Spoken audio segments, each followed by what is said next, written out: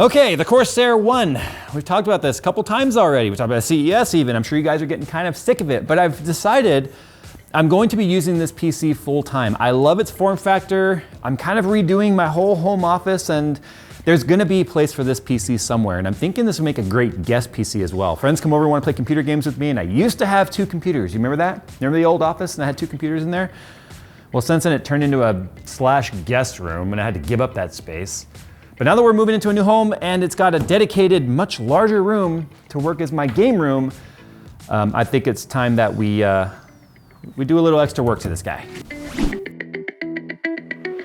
Today's video is sponsored by Massdrop and the Sennheiser HD6XX professional grade reference headphones. With more than 50,000 units sold, the HD6XX is by far the most popular headphones ever sold through Massdrop. Their superior build quality, comfort, and lightweight features make the HD6XXs among the best headphones available for only $200. If you're curious to see how high-end audio sounds for only $200, click the link in the description below.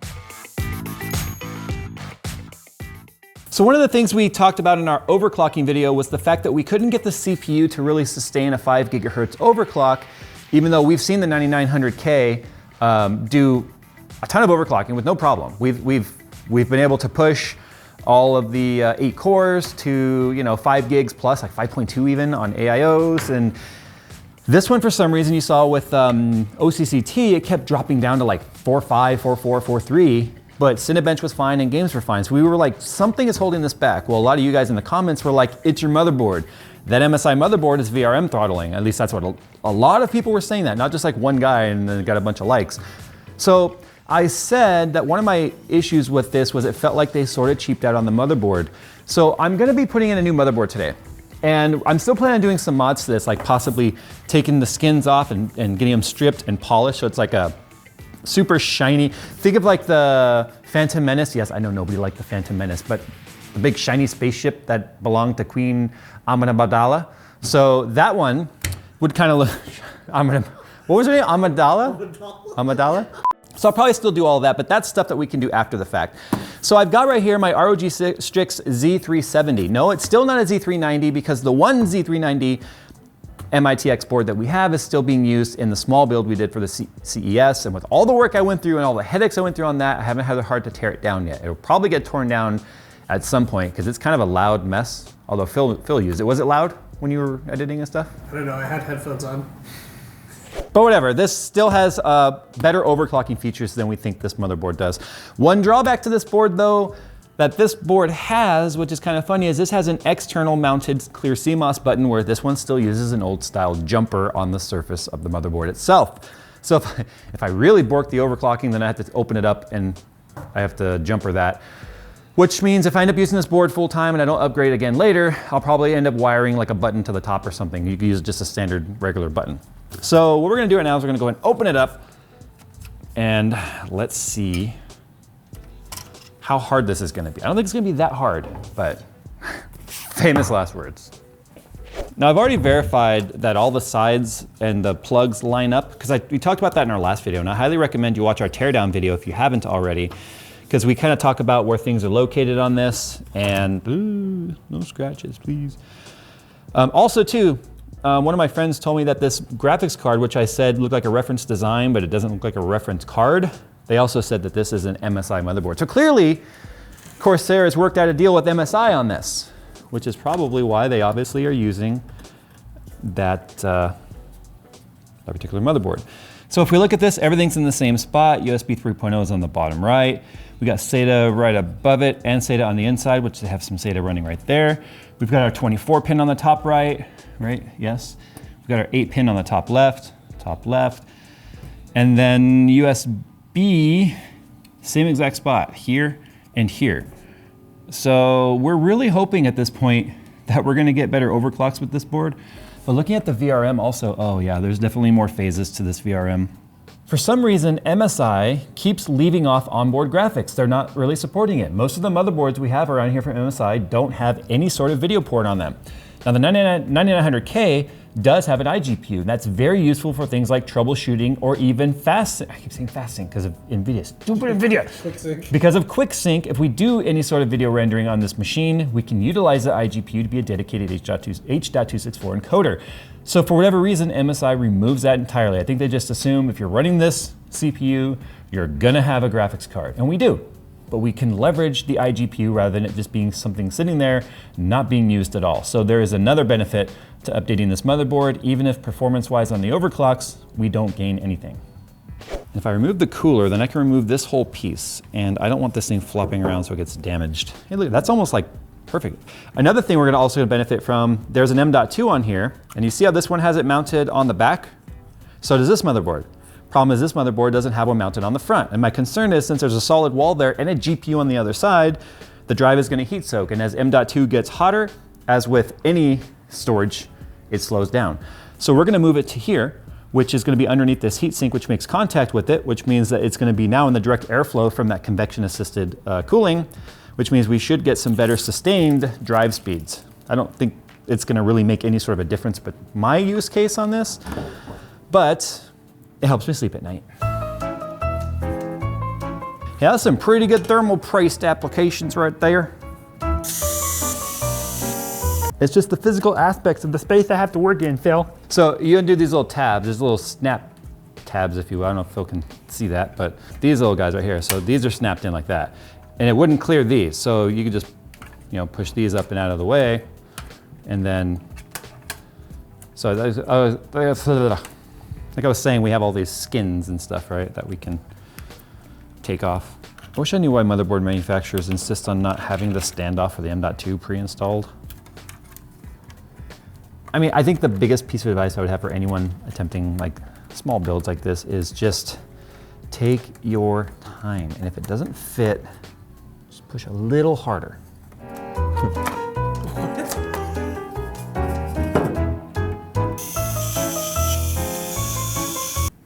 They're glowing RGB in there, like way up in there. You can't really see them, but they're there. They're glowing. Okay, that's a good sign. People ask me all the time, Jay, can you switch a motherboard and have everything work? Well, usually, since the introduction of UEFI BIOS, you could, but we've recently had some instances where we get some conflicts and stuff. But ever since like Windows 7, it's kind of not really been an issue. But so far, we're not getting an image. All right, so we think we know what's happening here. So we went back and looked at the BIOS available for this motherboard on ASUS website. And I looked at Phil and I was like, I bet you this BIOS needs to be updated because it's not ready for 9th gen. This is launch BIOS on here. This is the one that was shipped with when the board was new. The 9900K didn't exist yet. And sure enough, we see on the website that there is indeed a BIOS for supporting 9th gen Intel. So what we are gonna do is I've got my 8700K right here. We're gonna drop this in, see if it boots. If it doesn't, update the BIOS, at which we should then have a working computer. I'm sure someone in the comments has already, while you were watching us get to this point, we're like, you didn't update your BIOS. You're stupid, you didn't update your BIOS. Well, we did. Well, we're working on it anyway. Yeah, clearing CMOS is always the best thing to do. All right, now we have no fan hooked up to this, so. So through the process of clearing CMOS and taking out RAM and then booting it in single channel and then going back into dual channel, we were able to get it to boot. So now I've got my external or my USB drive in there, and we can now go into our setup, load our 9th gen BIOS, and then do everything we just did again. And look at that, with no fan going, the CPU's at 23C. The amount of passive cooling is, well, it's probably convection assisted. So at the start of this video, I talked about the fact that usually with UEFI BIOS and Windows 7 and newer, you could usually just switch out your hardware and Windows would automatically detect it and get devices ready, as you can see right here on this screen. The only thing you might encounter every now and then is you might have a conflicting driver on various chipsets. Like when we did this with, oh, that's right, it was the onboard wireless for one of the other builds that we did. And that was causing an issue. So all you do is go in there, disable whatever, or uninstall whatever driver it is, install a fresh one, as long as you can get into safe mode. Fun fact, if you can't get into safe mode because you keep getting a blue screen, every time you see the Windows logo, just power cycle the computer off, do it twice, and on the third attempt, it will automatically go into boot recovery, which you could then go into safe mode, because Windows was stupid, or Microsoft was stupid, and decided to take away the F5 for boot options. Okay, new CPU is in, we're booted. Now we can get the whole point of this video, which was not supposed to be how to fix this. It's will it overclock any better? Now I'm a lot more comfortable with the ASUS BIOS than I am with the MSI one. So what we're gonna do is we're gonna turn on a couple of things here. We're gonna go to manual. Actually, let's go XMP, so we'll get the memory to speed up as well. We are going to, and you can see the timings tighten up slightly. We're gonna go to multi-core enhancement and leave that at auto. AVX instruction, whoops, dang it. AVX instruction, negative offset, we're gonna leave that at, we're gonna go to 0 on that one. We don't want it to offset. CPU power enhancement, leave that auto. CPU core ratio, sync all cores. And I wanna see what just those two settings do. I'm not touching the DRAM frequency or the ratio. I'm not touching any of that. So it's a 2666, which is the XMP profile for this memory. Not the fastest RAM, I'm surprised. I mean, I feel like they could have squeezed some 3000 DIMMs in here, and I probably will do that myself later. Voltage control and all that stuff is set to auto. So I'm not touching any of that stuff. I want to see what it goes up to. So by just syncing all the cores, we should potentially see a 4.7, I believe. Should see a 4.7 across the board. I'm curious what the voltage does though. Sometimes auto can just freak out and goes, give it all the voltage it's got. Temperature 65, 75, 82, 84. Mid 80s though, can still handle it.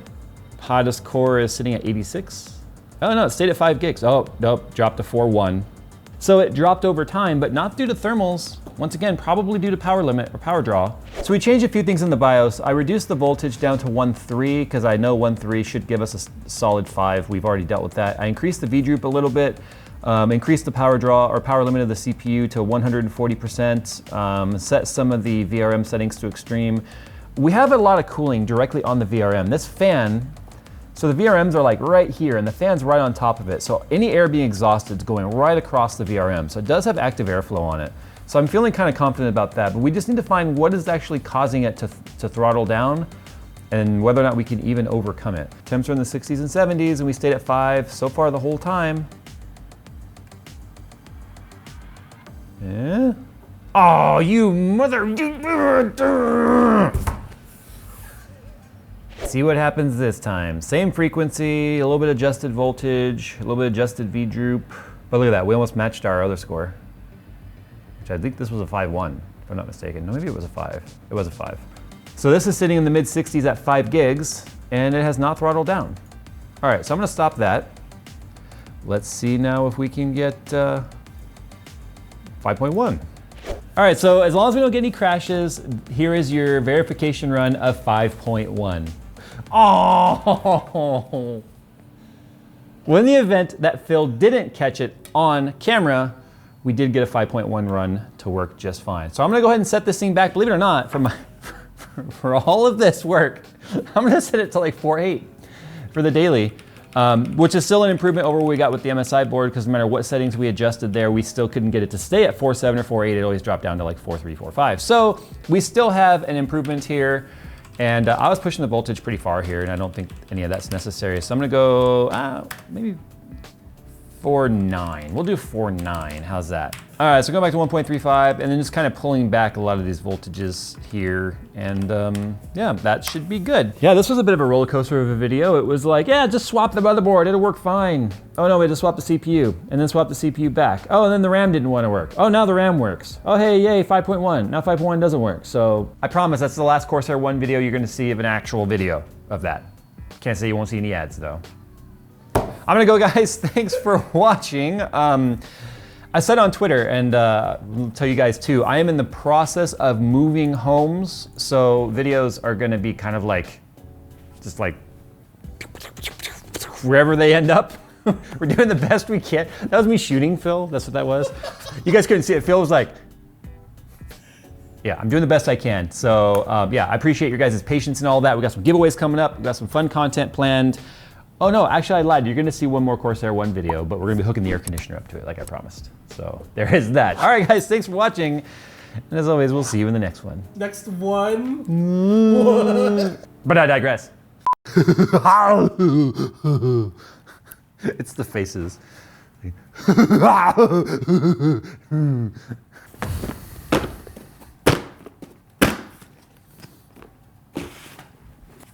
That hurt my throat. You're so stupid. You're so stupid, Kyle. It's my precious. The internet is not ready for my vocal range. Okay, so a radio operator in the Navy had a child, and the child learned Morse code. The child's first Morse code words were, da da did it. I swear to God. All right, so as long as we don't get any crashes, here is you. Not you, me. Here's me. Oh. Oh.